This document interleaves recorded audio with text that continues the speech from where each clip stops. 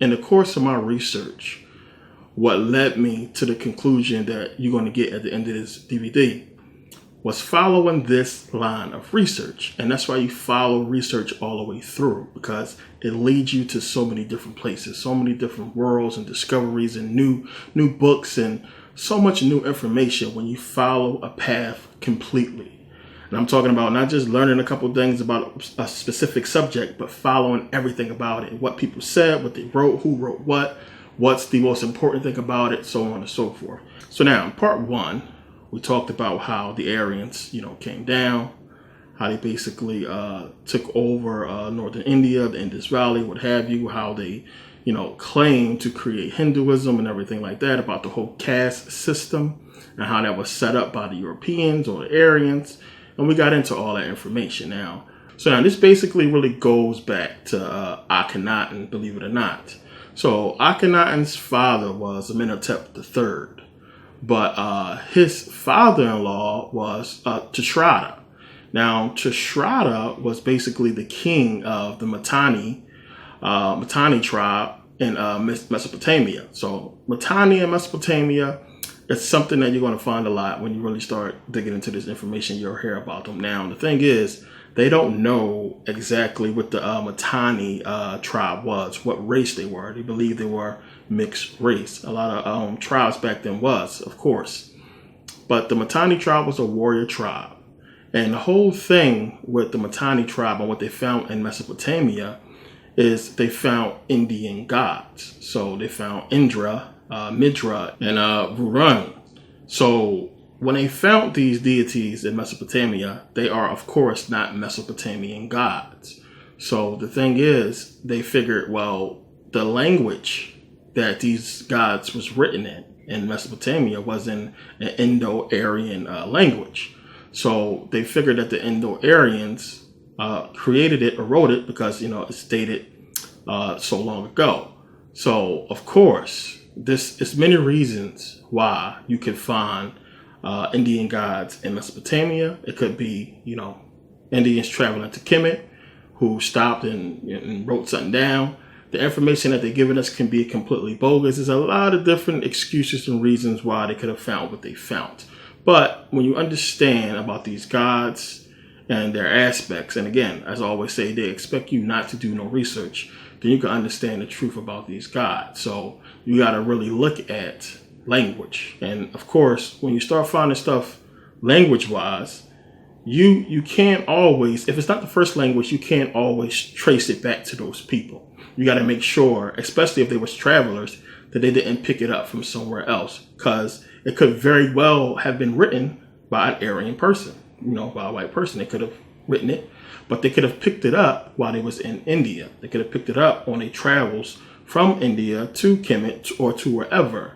So these are things you got to take into context. And you can't just, this is one of the things they use to give the Aryans claim over Hinduism, but you can't just use stuff like this and just jump all over it and give them claim to a major, faith because of something like this. So now the date of these writings about these Indian gods goes back to the 14th century BCE. Now, prior to that, we don't find any Aryan writings, of these gods or really any type of gods. We don't find writings from Aryans about the gods that we know of. So, it's another reason why you can just kill that whole argument. And again, when these Aryans were traveling, it was picking up stories. And again, not all Aryans was in on conquest. Some of them was actually trying to fit in and just, start a family. Now, again, when you're doing your research and you start looking and finding these points or these civilizations or tribes where either the writer is saying we don't know the race, or they tell you straight out we don't know,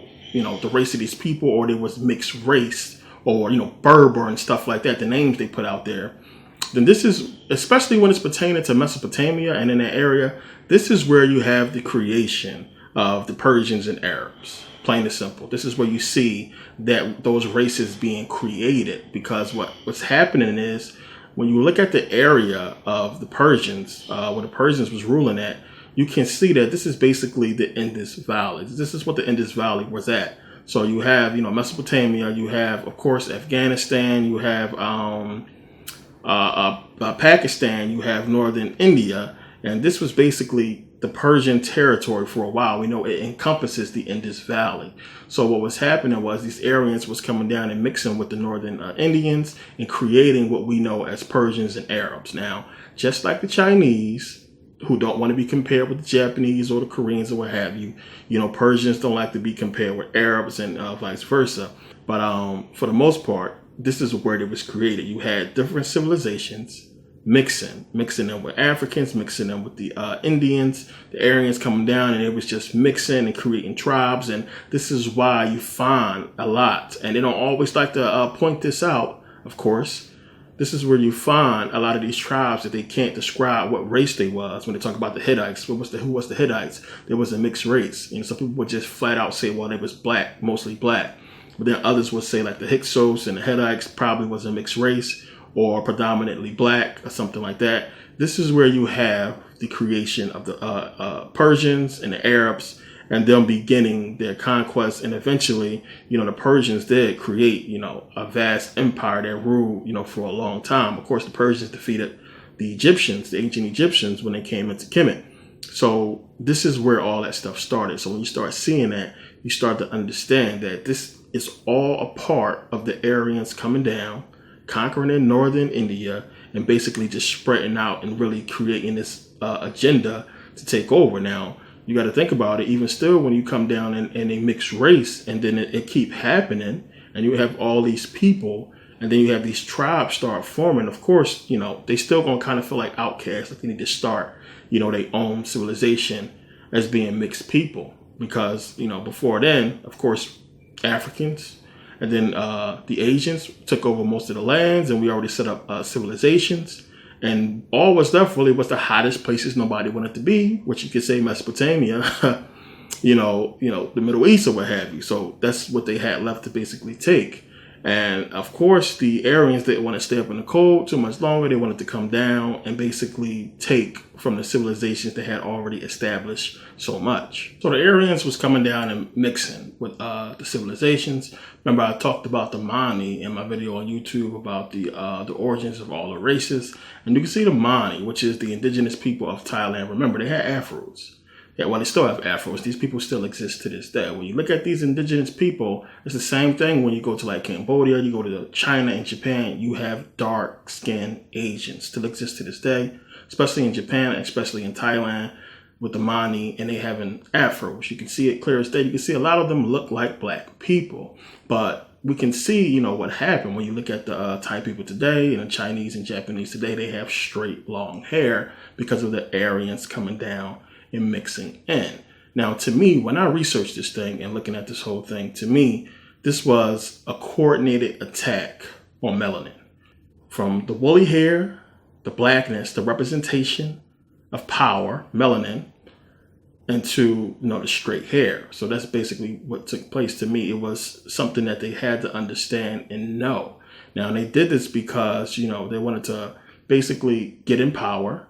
And once they got in power, we seen the disappearance of the black gods from the ancient world. Remember, they gone. They got rid of them. And we're seeing the rise of these, white gods, these unseen gods. And, when you look at Jesus and Buddha and Krishna and Vishnu, when you look at Jehovah, Yahweh, Yahweh, all that, these are all gods that's here to basically cover up the black gods, to hide the black gods, to reduce them to a level of secrecy that you can only discover their true origins and identity in secret societies. And that's basically what took place. That's basically what happened. You had all these governments basically get in on this because they themselves are in these secret societies and want to rise up in ranks. So they had to do their part. And again, you have to understand that one ruler at the top, he only think about himself. There is no way you can have one man representing an entire kingdom and not have a set of rules that's basically going to really govern him and limit his power as far as the effect he can have on the entire kingdom. You can't get at power to one person. But when you look at a president and people that had this power to do so much, I know we got a Senate and what have you, but the president has executive orders, so he can basically do what he wants. So these people, these rulers have basically sold their people out. And that's going to make a lot of sense later. They sold them out. So you had these people, the Aryans, come down, mix in, weaken the nations, and basically leave, because the more melanin they had, the more stronger, the more tough they would be to conquer and fight.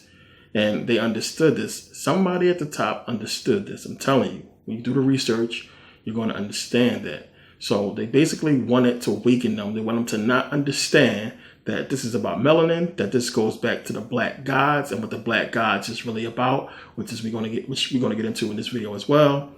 They didn't want the people to understand that, so they took it away. They took it away because it leads to the understanding of melanin and the understanding of Kundalini energy and what all that stuff is about. Now, when you go and you look at, China, Thailand, all these Asian countries, they represent the dragon. They celebrate the snake, the serpent, and the dragon. You see it all throughout Asia, celebrated. They have the year of the dragon, in China. I mean, it's just a big celebration. So a lot of these people celebrate, and they celebrate, the dragon, they celebrate the serpent. And a lot of them don't really understand what this stuff's about. And a lot of them have no clue that it goes back to melanin and black gods. Getting back to this part, understand, of course, they sold out. They sold the people out, these rulers in these Asian countries, India as well. And they sold them out because they understand that these religions go back to the understanding of melanin and real true spirituality. But anybody who has learned or who really does research can easily look at these gods. And when you start reading about them and understanding what they represent and their stories, you can clearly trace them back to Kemet. So, of course, if everybody in these countries understood that, wait a minute, these religions go back to Kemet, they will look more deeply into Kemet. They will look more deeply into the Egyptian mystery school and the Egyptian teachings, and will understand, about melanin, about true spirituality, about what this stuff is all about. And that's not what they want, of course. So when you go and dig into this stuff, I was talking about before how they went into Mesopotamia. This is 14th century BCE. They found these artifacts. They found these writings pertaining to Indian gods. And the writings is dating back to 14th century BCE. So one of the gods they found was Indra. Indra, which is an Indian god. Now, this is Indra. Let me read this. It says, Indra, in Hindu mythology, the king of the gods. Remember that, the king of the gods. He is one of the main gods of the Rig Veda, which is basically a Vedic Sanskrit writings, and is the Indo-European cousin of the German Wotan, Norse Odin, Greek Zeus, and Roman Jupiter. Now understand that Indo-European, how they try to blend it in with these white gods. So you have Indra, the king of the gods. Osiris is king of the gods. You have Osiris's mother, who is Tefnut. She is queen of the gods. You have Indra's mother, who is Aditi, who is also queen of the gods. You have Indra being the brother of Agni. Agni means fire. You have Osiris being the brother of Isis. Isis is the goddess of elements, one of them being fire. She is a solar deity. You have Indra being the defender of Dharma, which is basically the cosmic law and order. You have Osiris being defender of Ma'at, which is cosmic law and order. You have reference to Indra being the bull. You have the Vedic hymn to Indra, the bull. And we have Osiris Apis. We have Asar Happy, which is where we get Apis. And Apis is where we get, Asar Apis, where we get Serapis. And we know that Asar goes to the bull. It's represented as a bull in a lot of depictions. So you have Indra being represented by a bull. You have Asar or Osiris being represented by a bull. You had Indra, who has 14 lifespans. You have Osiris, who was chopped up in 14 pieces. I can go on and on and on. So many comparisons that you can do between Indra and Osiris. You also have Rudra and Yama, who are kings of the netherworld, just like Osiris. You have Seti, who was basically chopped up like Osiris, except, Seti was chopped up in 54 pieces. So we can go through a lot of the Hindu gods and compare them to Osiris, and it's for a reason that it's Osiris, which we'll get into.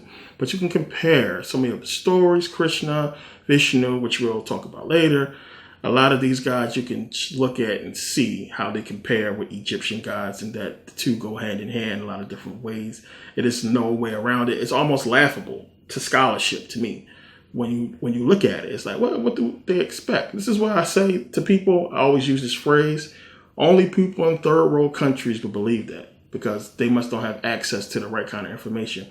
Anybody who does this stuff, who was into this stuff, I mean, long ago they probably thought they can get away with it, and they kind of trying to make up for it now with the distractions with entertainment. But when you just starting to really get into this information and read about it, it's really easy. It's plain to see. But they leave this stuff for the people in secret societies because they will ultimately come to the true understanding of what it all means, which you're going to understand at the end of this video. So they leave this information for them. It's not for us, as I keep saying. The Bible is not for you to understand the true hidden meaning of it, which we're going to get into that a little bit too. It's not meant for you. It's meant for them in the secret society. This is why it is at the altar of every Masonic lodge throughout the world, the Bible, the Torah, the Quran. Why is there nothing about Buddhism, Hinduism? We're going to get into that as well. It'll make a lot of sense. You got to understand what this stuff represents and how it goes back to the solar god, the sun. It goes back to melanin and kundalini rising. And this is very important in understanding this stuff because it's everything. And I talked about in part 1 about the was staff and the jet pillar of Osiris, the serpent, and how that, corresponds with the Shiva Linga, what that whole thing was about. So it's another thing that we can compare with Hinduism and see its relation to the Egyptian teachings. Now, when we look at Brahma is associated with Harani Agrabah. And Harani Agrabah is the cosmic egg or the golden womb. Now, where else do we find a cosmic egg? We find it with Ptah. We find a cosmic egg or the Agdod, which we got into previous video. Now, they just basically gave it away right there with the cosmic egg. I could have just started off with the cosmic egg and just left it at there. Cosmic egg, and we got a cosmic egg in Kemet with Ptah, same stuff is talking about. So again, this stuff just goes back. When you know this stuff, I know I've been spitting it out and giving it to you in videos, so it's just easy information you got, but you got to understand how fortunate you are to have the mindset to want to seek after this information. To millions and billions of people, this is mush. This is stuff they have absolutely no clue about. But you guys understand it when you know about the Agdod. So when you see this in Hinduism, wait a minute, they got a cosmic egg too. That's the same thing in Kemet. It's easy for you to put together when you get into this stuff. So, that's basically, we can understand it's coming from Kemet, and then we get Hinduism. And it's many reasons why that happened. Of course, they was going back and forth. So now with Buddhism, let's get into Buddhism, because what Buddhism basically did, Buddhism basically took the physical and spiritual aspect of it all, the truth of it all, and basically give it to you in a better understanding, a more simple understanding. Understanding, Buddhism and everything is talking about, it's just, when you just break it down, it's just so simple to where you can really just understand where Buddha is coming from, where Siddhartha is coming from. So we know the story real fast. Siddhartha basically, born and, a prince, and basically wanted to get out the palace and finally got let out. And he was basically going around to basically see what the people was like. And he saw, the 4 sightings. The 4 sightings, which was, old man, he saw death, he saw disease, and he saw the old man basically singing and having fun. Those 4 sightings led to the 4 noble truths. And the 4 noble truths is, there is suffering. Plain and simple. Suffering is caused by desire. Third one is that desire or suffering doesn't have to be. If you denounce desire, you can get rid of suffering. And a fourth one is basically there is a way to get rid of desire by following the eightfold path, or the 8 path. And the eightfold path is basically, it has to deal with meditation. Now, following the eightfold path, that's basically dealing with thought, understanding, speech, action, livelihood, efforts, concentration, and mindfulness. So dealing with these 8 things, this is the eightfold path. And you follow the eightfold path, which basically leads you into karma. It's dealing with karma. Now, following the eightfold path will determine whether or not you have karmic consequences. And having karmic consequences is not a good thing. If you can go through life with no karmic consequences, this is what they call the last birth or the last life, where you basically reach nirvana. And it's basically two states of nirvana, one in life and one in death. And nirvana basically mean, getting rid of desire. It means to extinguish. And every Buddhist strives to reach nirvana. Now, if you don't reach nirvana, you die, basically still in desire and still with these kind of, what they call sins as far as Buddhism, you basically reincarnate. That's basically what happens to you. Now, we talked about reincarnation before, and, a lot of people don't believe in it, but you got to understand, if you really pay attention to Buddhism, if we really get into this stuff, this is why this stuff is far out in Tibet and far out in these countries where, a lot of people just don't really care what goes on there. They basically prove reincarnation. I mean, to me, they proved it. Now, with reincarnation, basically what they did as far as proving it is when a person dies, when they die and then they come back, they have a system of finding them, of finding out if they are the person that died. So if you really read a lot of books on Buddhism and understand in Tibet about the Tibetan Book of the Dead, they have a Buddhist Book of the Dead, just like, the Egyptians have the Egyptian Book of the Dead that I did the video on. It's the same thing. And this book is basically to guide you through reincarnation or guide you through death until reincarnation. So in Buddhism, they believe after you die, if you do reincarnate, you will reincarnate after 45 days and you'll come back. So that kind of gives them this time limit so they can understand if somebody was pregnant, 45 days after that person's death, and they have a system where they can find out if you reincarnated. And they can do that by being in these little small towns that they in. You go into Tibet, it's like small villages. It's not so many people. So everybody knows everything. Everybody knows each other's business. It's nothing like the cities we grew up in. So, of course, they know when a person just had a baby and where the timeline adds up at. And then sometimes the baby or the child, when it's a little bit older, they'll find out that they have a birthmark, the same birthmark in the same spot as the person that died, or I would have traits of somebody who died. And since everybody know each other, the person will pick up on it like, hey, you remind me of such and such. In a lot of cases, like these kids, they be talking about people they shouldn't know exist, that came from a past life and things like that. So once they have a person, they have a child that they believe reincarnated, they put them through a test. So the test, once they realize who they think the person is, they'll take that person's effects, the stuff that they had when they was alive, and they'll put it with a bunch of other stuff. And I'm telling you, the kid will walk in the room and go straight to the item and pick it up. Tell them choose one, and I'll pick it up. So then, okay, it could be a coincidence, so they'll tell them to choose another. And in these cases, a lot of times, the child will choose every single item as the person that they thought they reincarnated as. So that person's affects all his items that he had. When he came back and reincarnated as this child, the child will go and pick out all the items out of a bunch of items, pick them all out. And then they would know that, hey, yeah, it is him. You reincarnated, you made it, and then, through reincarnation, once they find out and confirm that this was a person that once was here, it's a big celebration. And it's a celebration because the person actually made it through reincarnation. And I know the whole thing really is about, not reincarnating. It's basically a sin, but you got to understand, to make it back here in the physical form as a human is still a big thing. Now, also with reincarnation, a person could reincarnate, across the country. You could have relatives in other countries that you don't understand. How we do DNA tests and you realize you got people that you descend from another country.